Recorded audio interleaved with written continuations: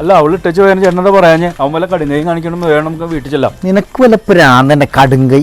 എടാ അവൻ സഹിക്കോണെന്ന് അവള് പറഞ്ഞപ്പോലെ ഞാനിക്കഥ അറിയണം. അപ്പൊ നിങ്ങൾ അവളെ വിളിക്കാറുണ്ടോ?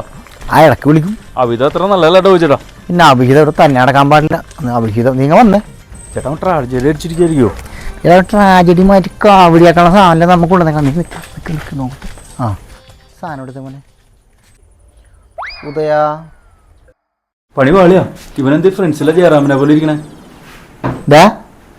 അവള് പോണേ പോട്ടറാ, നമുക്ക് ദിവള് മതിയില്ലേ? അവള് പോയ കാര്യം നിങ്ങളെങ്ങനെ അറിഞ്ഞു? എടാ ഞങ്ങ നിന്റെ ഫ്രണ്ട്സ് അല്ലേ, ഞങ്ങൾ ഇതൊക്കെ ആദ്യം അറിയേണ്ടത്. പിന്നെ അല്ലാണ്ട് ആരാണ്? അതെ, നിങ്ങൾ വിചാരിക്കുന്നില്ലെങ്കിൽ അങ്ങനെ പ്രശ്നങ്ങളൊന്നുമില്ല. അവള് പോയി, ആർക്ക് പോയി? അവൾക്ക് തന്നെ പോയി. ചോദിച്ചാൽ അറിയാല. ഞാൻ വിചാരിച്ചു കഴിഞ്ഞാൽ നല്ല കിളി പോലത്തെ പെൺപിള്ളേര് എന്റെ പുറകെ വരും ഇല്ലേ? വരും. എന്തായാലും വന്നല്ലേ, നമുക്ക് ഉപ്പി പൊട്ടിച്ചേക്കാം. ഏതായാലും പോയി കഴിച്ചേക്കാം.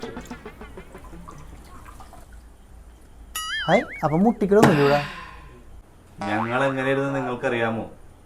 വെണ്ണില കിണ്ണം മുങ്ങിപ്പോയി. വെണ്ണില കിണ്ണല്ലടാ, കിണ്ണത്തപ്പം. വെണ്ണില ചന്ദന കിണ്ണം അത്ര. പിന്നെ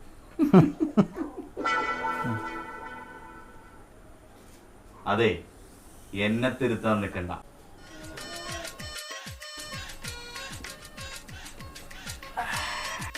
ഞാൻ എങ്ങനെയാണ് അവളെ നോക്കിയത് നിങ്ങൾക്കറിയാമോ?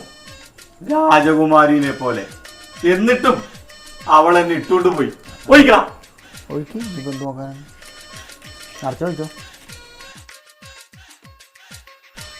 അവളില്ലാണ്ട് എനിക്ക് പറ്റൂലേടാ. അവളെന്റെ മുത്താണ്, ചക്കരയാണ്, സ്വർണ്ണമാണ്. ചെറിയൊരു കാര്യം അറിയാമോ? അവള് ചിരിക്കല്ലേ, ആ ചിരിന്ന് വീണ ഓരോ പുസ്തകങ്ങളും പറക്കിയെടുത്ത് ഞാൻ എന്റെ അലമാരി കൊണ്ടുവച്ചേക്കാണ് മാല ഓർക്കാൻ വേണ്ടി. ഓ ചേട്ടാ അറിയാമോ, എനിക്കെന്താണ്, എനിക്കൊരു കുഴപ്പമില്ല അവളില്ലെങ്കിൽ എന്ന് വിചാരിക്കാൻ പറ്റൂല. എനിക്ക് അവളെ വേണം.